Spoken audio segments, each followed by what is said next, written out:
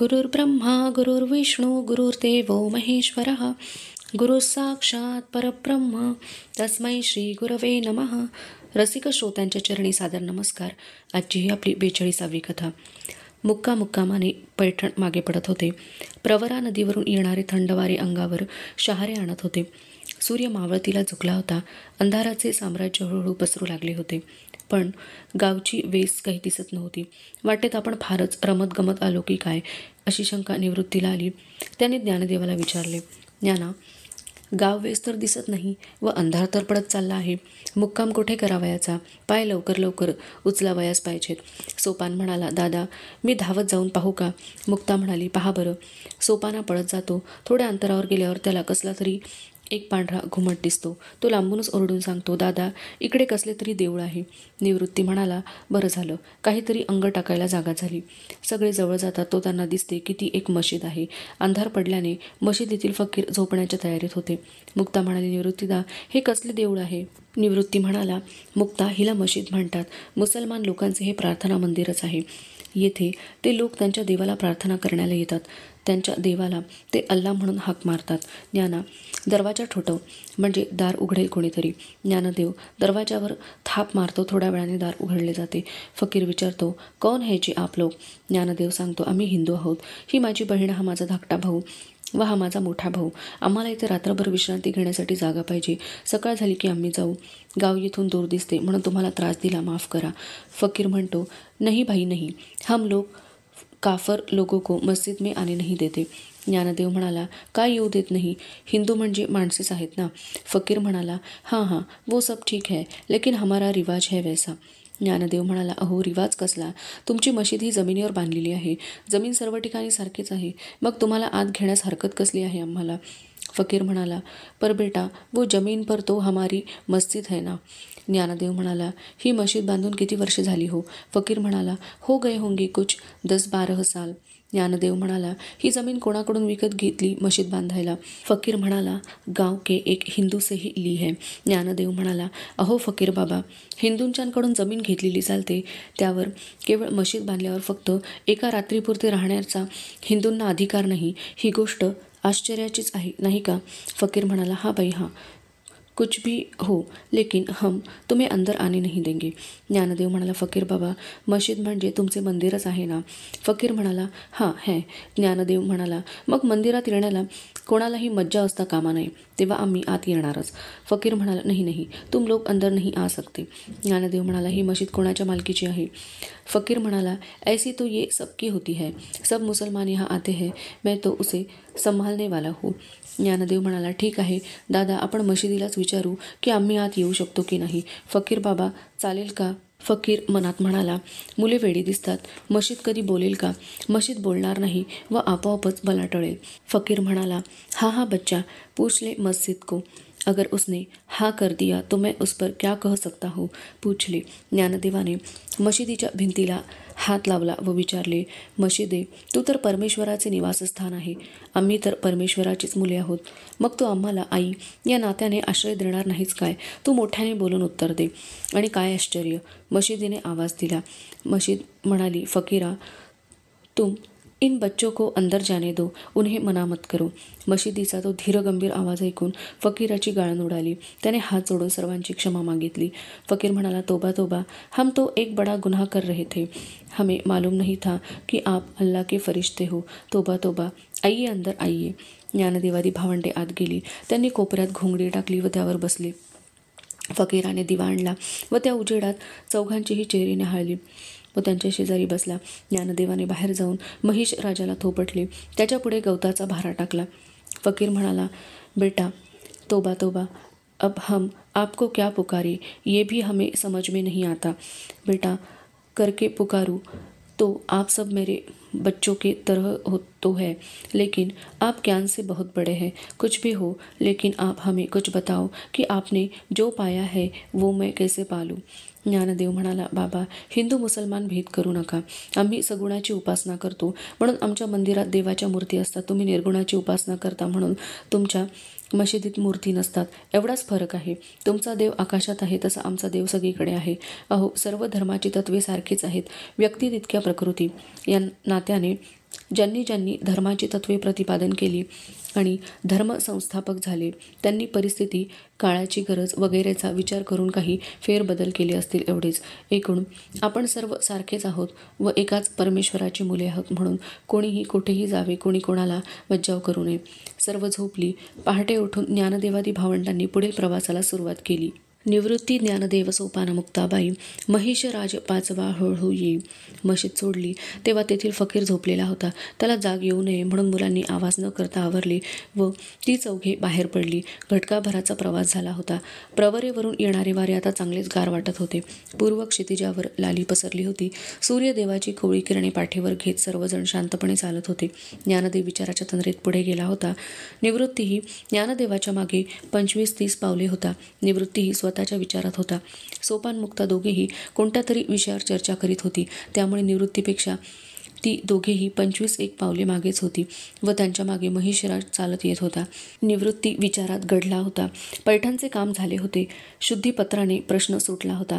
समाजाची मान्यता मिळण्याला अडचण राहिली नव्हती. तरीही चाललेल्या दिनक्रमामध्ये काहीही फरक पडू नये काय, असा निवृत्तीच्या मनात विचार घोळत होता. हे असो असा उद्गार काढून निवृत्तीने हा विचार बाजूला सारला व दुसराच विचार हाती घेतला आणि तो म्हणजे आता पुढे काय. पैठणच्या वास्तव्यात श्रीमद भगवद्गीतेवर चर्चा करण्याचा प्रसंग काही वेळा आला होता. भगवंताने अर्जुनाला गीता सांगून नेमका कशाचा उपदेश केला आहे याचा संभ्रम लोकांच्या मनात आहे याची जाणीव निवृत्तीला झाली होती. अर्जुनाने युद्ध सुरू केले म्हणजे गीता कर्म प्रवृत्त करते का? ध्यानमार्गाचा उपदेश केल्यामुळे सर्वसंग परित्याग करून विजनवास करावयास सांगते का? ज्ञानमार्गाचा अवलंब करून ज्ञान विज्ञानाच्या अभ्यास मार्गाने जावयास सांगते का? निर्गुण परमेश्वराची उपासना करावयास सांगते का? निर्गुण परमेश्वराचे स्वरूप सगुण वस्तूत पाहून त्याप्रमाणे विश्वात भरलेला परमेश्वर पाहण्यास सांगते का? परमेश्वर केवळ भक्तिमार्गानेच प्राप्त होतो असे सांगते. थोडक्यात गीता कर्म, ज्ञान, संन्यास वा भक्ती यांपैकी नेमका कशाचा पुरस्कार करते हा प्रश्न लोकांना पडलेला होता. श्रीमद भगवद्गीता जेव्हा विठ्ठलपंतांनी निवृत्ती ज्ञानदेवांना शिकवली व तिच्या प्रत्येक श्लोकांचे व्यवस्थित विवेचन करून सांगितले तेव्हा या चारीचाही योग्य समन्वय कसा गीतेत साधला आहे हे विठ्ठलपंतांनी स्पष्ट केल्याचे निवृत्तीला आठवले. तेव्हा काही तासाच्या चर्चेतून या प्रश्नांची उकल होणार नाही तर त्यावर सविस्तर लेखनच व्हावयास पाहिजे असा विचार निवृत्तीच्या मनात येऊन गेला. मग या शुभ गोष्टीचा आरंभ केव्हा करावा असा विचार निवृत्तीच्या मनात आहे तोच त्याच्यासमोर कसली तरी मिरवणूक चालल्याचे त्याला दिसले. त्याचे विचार थांबले. ज्ञानदेव पुढे होता. निवृत्तीने बारकाईने पाहिले तेव्हा त्याच्या लक्षात आले की कोणी एक स्त्री सती जात असून तिच्या पतीचे प्रेत पुढे चालले आहे. सच्चिदानंद परमेश्वरा, काय हा प्रसंग? निवृत्तीच्या तोंडून उद्गार बाहेर पडले. स्त्री तरुण दिसत होती पण काळाजवळ दयामाया नसते. वेळ भरली तो निघाला. मागे काय होते याचा विचार कोणीच करीत नाही, ना काळ न जाणारा. आणि निवृत्ती थबकला. सती जाणारी स्त्री पुढे चालणाऱ्या ज्ञानदेवाच्या रोखाने चालत होती. ज्ञानदेव त्याच्या तंद्रीत खाली मान घालून पावले टाकीत होता. कोणीतरी स्त्री पुढे आहे याचा अंदाज येताच ज्ञानदेवाची पावले जागीच थबकली. हिरव्या चुड्याने त्रिवार नमस्कार केला. कंकणाने साथ दिली. ज्ञानदेवाच्या मुखातून अभावितपणे बाहेर पडले, अखंड सौभाग्यवती भव. निवृत्तीने शब्द ऐकले व ज्ञानदेवाजवळ जाऊन त्याच्या खांद्यावर हात ठेवीत निवृत्ती म्हणाला, ज्ञाना, वर पहा कोण आहे ते. ज्ञानदेवाने वर पाहिले. स्त्रीच्या कपाळी मळवट भरलेला होता. नवीन वस्त्रे परिधान केलेली होती. गळ्यात सुवासिक फुलांच्या माळा होत्या. वेणी माळलेली होती. सभोवताली लोकांची गर्दी होती. एकूण प्रसंग ज्ञानदेवाच्या लक्षात आला. ही स्त्री सती निघाली होती. तिच्या पतीचे प्रेत पुढे चाललेले होते. ज्ञानदेवाने मागे वळून निवृत्तीला पाहिले. तोच ती स्त्री. आपण दिलेला आशीर्वाद खोटा होणार नाही. स्वर्गामध्ये आम्ही दोघे एकमेकांच्या अखंड सहवासातच राहू. आणि त्या स्त्रीच्या डोळ्यातून आसवांचे 2 मोती उघळले. ज्ञानदेव शांतपणे म्हणाला, माई, आपण आपले अश्रू आवरा आणि आपल्या पतीचे दर्शन मला घडवा. मला त्यांचे नाव कळेल का? सती स्त्री म्हणाली, सासूबाईंनी ठेवल्या नावाप्रमाणे ते नेहमी आनंदी असत. ज्ञानदेव म्हणाला, म्हणजेच सदानंद होय ना? सती स्त्रीने मान हलवून ज्ञानदेवाकडे पाहिले. सती स्त्री मागे का थांबली याचा विचार करून प्रेत नेणारी मंडळीही थांबली होती. तोच ज्ञानदेव प्रेताच्या दिशेने निघाला. इतर लोक तिकडे धावले. त्यांनी त्या खांदेकऱ्यांना प्रेत खाली ठेवण्यास सांगितले. ज्ञानदेव त्या प्रेताजवळ गेला. त्याने निवृत्तीकडे पाहिले. निवृत्ती मागेच होता. निवृत्तीने ज्ञानदेवाचा भाव जाणला. तसेच भविष्यातही डोकावून पाहिले. निवृत्तीने डोळे मिटून ज्ञानदेवाला मान्यता दिली. ज्ञानदेवाने सांगितले, यांच्या दोऱ्या सोडा, नवीन वस्त्रे घेऊन या. दोऱ्या सोडल्या गेल्या, नवीन वस्त्रे आणली गेली. ज्ञानदेवाने कमंडलूतील पाणी प्रेतावर शिंपडले व ज्ञानदेवाने हाक मारली, सदानंद म्हणजेच सच्चिदानंद बाबा उठा. उभा केलेला संसार असा अर्धवट टाकून आपण कसे निघालात आणि काय आश्चर्य. सदानंद झोपेतून जागा झाल्याप्रमाणे उठून बसला. जमलेल्या लोकात चर्चा झाली होती. पैठणला रेड्यामुखी वेद वदवणारा मुलगा हाच असावा. सच्चिदानंद बाबांनी नवीन वस्त्रे परिधान केली. पत्नीसहित सच्चिदानंद बाबांनी सर्व भावंडांना नमस्कार केला. सच्चिदानंद बाबा ज्ञानदेवांना म्हणाले, महाराज.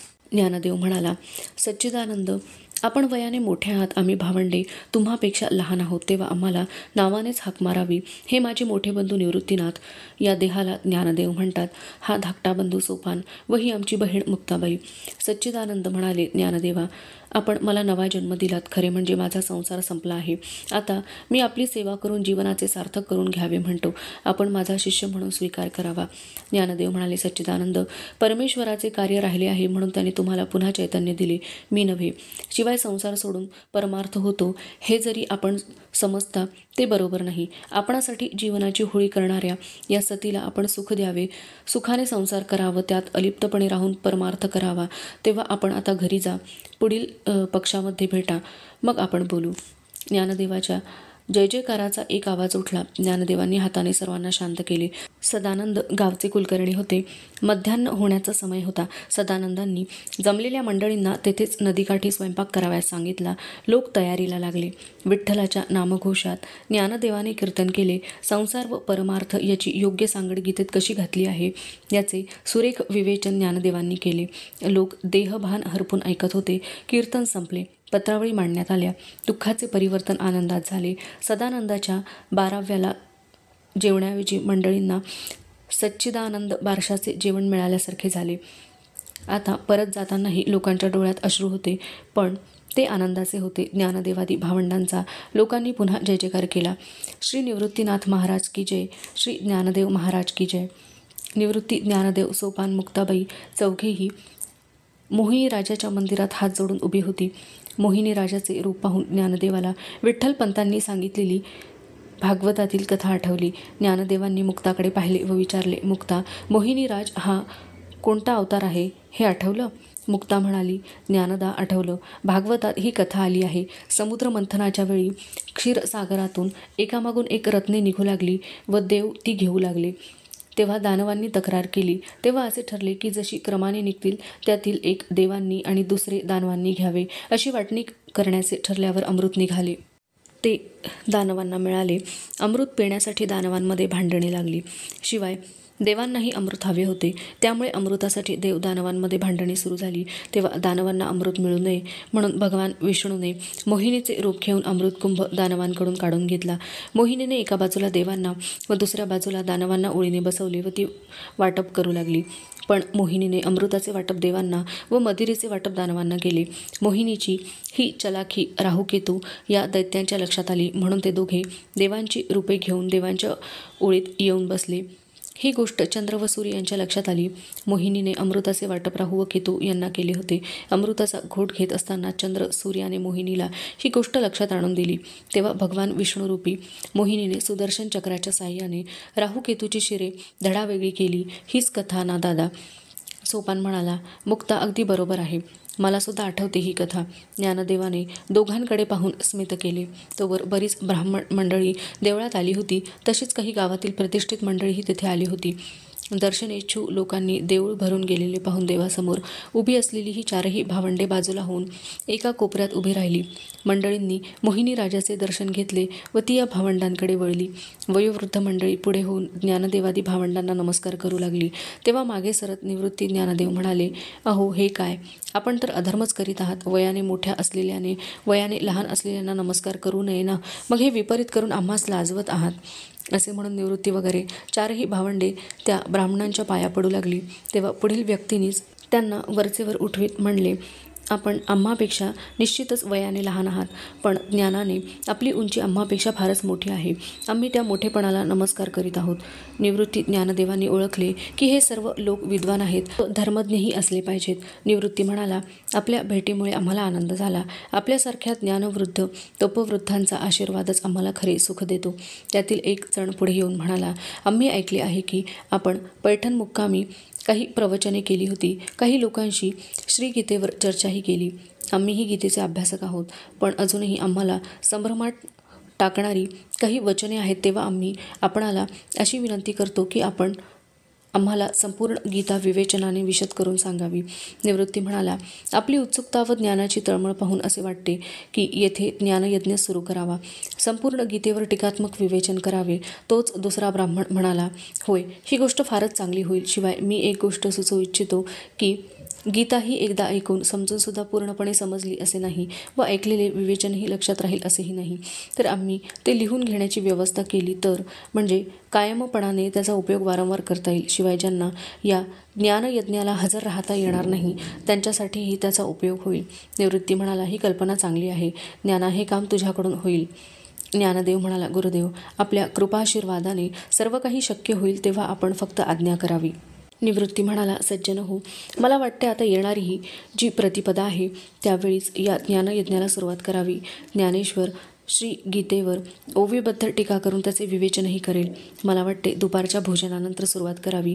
ते संध्याकाळी अंधारेपर्यंत हा यज्ञ चालवावा. सर्वांना वेळ पसंत पडली. एकाने विचारले, पण लिहून घेण्याविषयीचे काय ठरवावयाचे? निवृत्ती म्हणाला, त्याची आपण काळजी करू नये. आपण भुर्जपत्रांची व लेखन साहित्याची व्यवस्था करावी. सर्वांना अतिशय आनंद झाला. सर्व मंडळी निघून गेली. ज्ञानदेव श्रीगीतेवर टीकात्मक ग्रंथाची रचना करणार आहेत ही वार्ता हा म्हणता पैठणातही पोहोचली. त्यामुळे अभ्यासकांची, चाहत्यांची, जाणत्यांची, नेणत्यांची निवासीला रीघ लागली.